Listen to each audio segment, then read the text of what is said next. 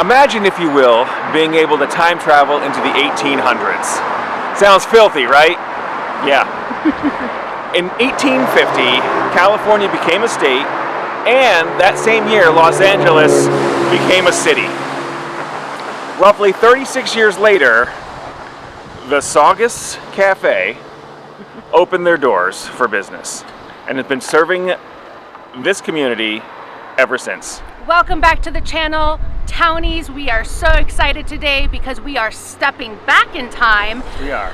We are at the historic, original Saugus Cafe, established in 1886. You heard that right. Wow. 1886. We are in the Santa Clarita Valley, which Matt will pop up there exactly where that is. Map time. This is the oldest cafe in Los Angeles, and we are so excited to visit this place today. But before we get started, you know the drill. Please like and subscribe. Thank you, guys. We'll see you inside. See you inside.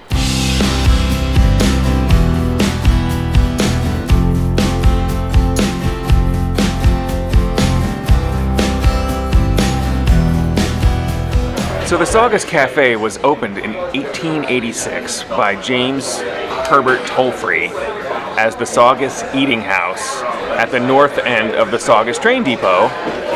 And in 1916 it was moved across the street to its current location, which we're in right now. So we see that the Benedict is famous. You know why the Benedict's famous? I guess it's just like our style of Benedict, the way we do it with the potatoes, with the cheese especially. A lot of people like off-put by it, but I personally love the way we put cheese on it. I love the pancakes here. Oh yeah. Pancakes especially. The number 6 is of course the most popular since it's the combo. Our club sandwiches. They are huge. Yeah. They are huge. Now you're but talking. people really love them. People of course love their steaks. 1886. A little bit of everything with the ham, the bacon, the sausage. I think pancakes are probably the way you decide whether or not a diner is worth its salt. True. You know, And it's coffee. Yeah, How's the coffee? Coffee's great. So checked off on the coffee list. But I'm not a coffee drinker, she so does not drink coffee. they do have a great fresh brewed iced tea. Is it good? Yeah. Oh, good. I like that they don't cut corners. That's nice. We're gonna sample the pancakes for you guys to make sure we're in a legit place. We do it for you. So there were 2 U.S. presidents that dined here, Benjamin Harrison and Teddy Roosevelt. And actually they said that Teddy enjoyed a New York steak. So one thing, though, I said when I first sat down is these are definitely not 1800s prices. No. Be prepared to drop at least $25 per person. Yeah. Yeah, the average meals are like $15 to $20. Yep, for sure. With drinks, absolutely in that range. Yeah. Fun fact about this place is rumored to be the last place that James Dean ate before his tragic car accident in September of 1955.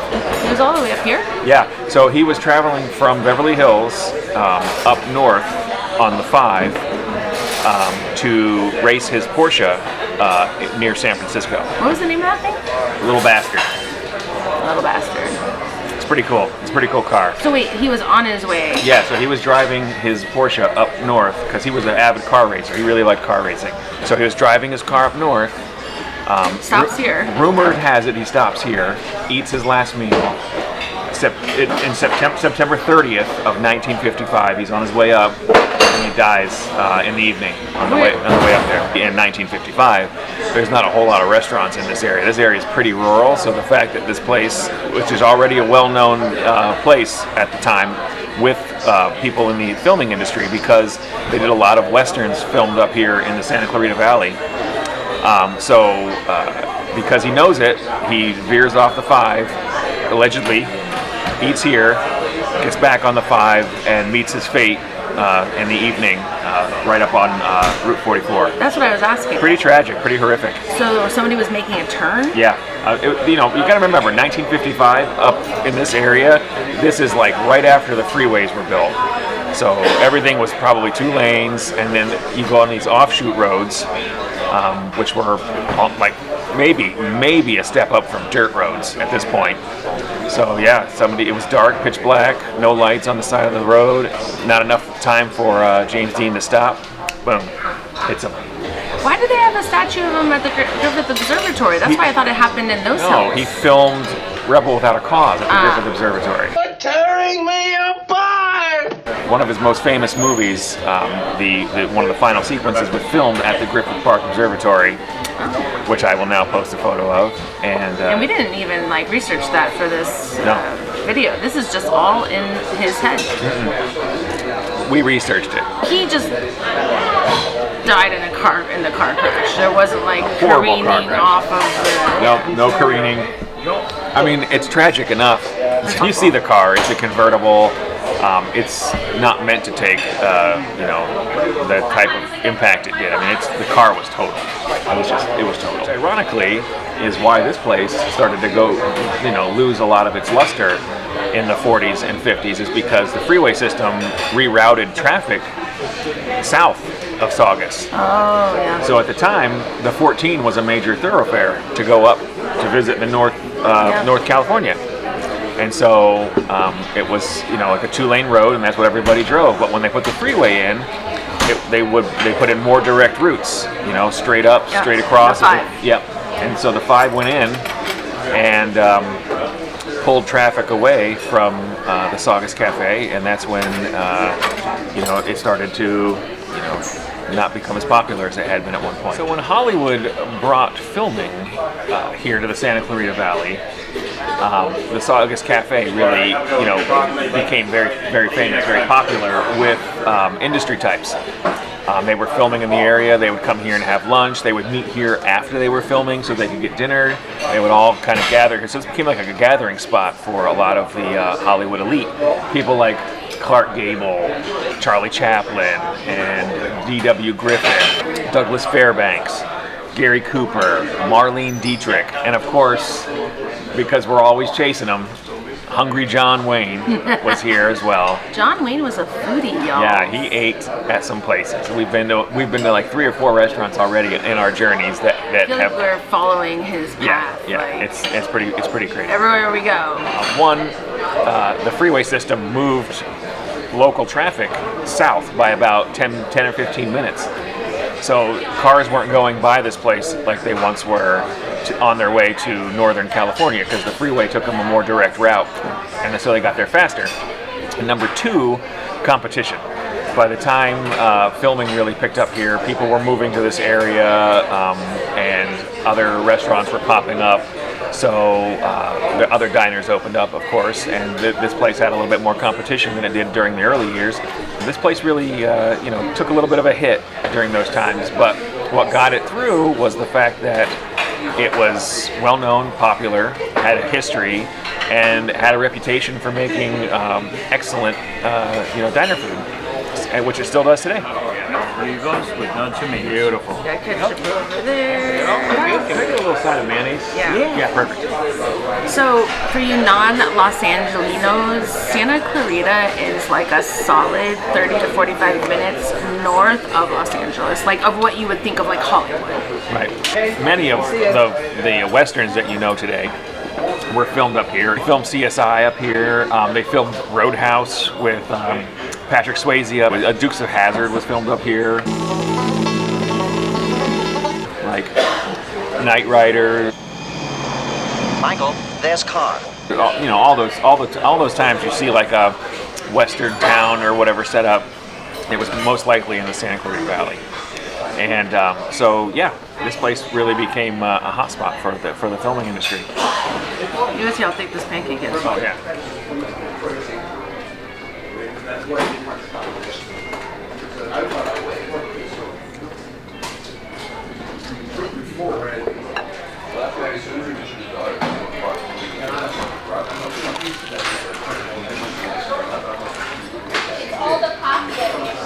Oh yeah. That's good. Real turkey. Crispy bacon. Lettuce. Mayo. Perfect. So, it is definitely safe to say though that typically I don't order pancakes at a diner because Matt makes really good pancakes, or like a family recipe. It's really good. It's really light, not So as thick as it is, I thought it was going to be very dense, but it's actually light and fluffy. Isn't that the way a pancake's supposed to be? So gotta get some of this syrup that I poured all over my plate. It's pretty damn good, yeah.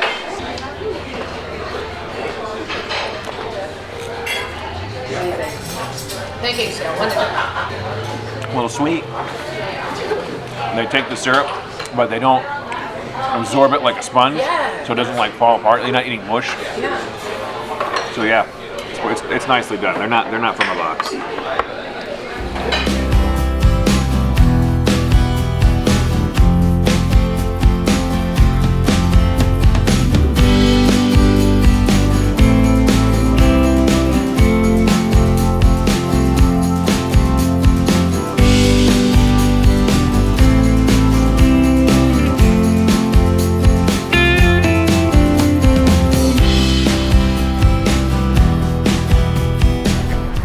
Guys, so the Saugus Cafe is probably the oldest cafe we'll ever step foot into. Yeah, for sure, yeah. But it's a diner, right? So that might not be impressive to a lot of these modern day people because we have diners everywhere. But back in the 1800s, this was the type of establishment That's right. that was most popular. And also because of the location, Saugus Cafe became a destination, like we were saying, for so many celebrities and presidents, and of course, the ghost of James Dean. You say one thing, he says another, and everybody changes back again. So we appreciate you guys coming out. What do you think, Matt? Yeah, hey, once again, we really appreciate you guys checking out the channel. If you like what you see, make sure that you like and subscribe below. Boop, boop, boop, boop. But if you know us, by this point, 7 episodes in, right? Yeah. You know it's time for The Sasquatch Girl! I'm going to give this restaurant establishment 3 Sasquatches. Only 3. It did have ample seating in all types, benches, chairs, and little fixed chairs around the bar. But the chairs did feel like they were from the 1800s, Yes. guys. So They were well worn. if you're ample, yeah, it's not the place that you're going to hang out all morning. But Right. you know what? We have to say this service was impeccable. Great staff from the hosts Yeah. all the way through to the servers. Nice people here. They truly welcomed us, and we know they'll do the same for you. If you're traveling north, you're here in the Santa Clarita Valley, you're looking for a good spot to have breakfast, lunch, or dinner, Saugus Cafe. Check it out. Check it out, guys. Okay, well, we'll see you next time here on the channel. My Town out.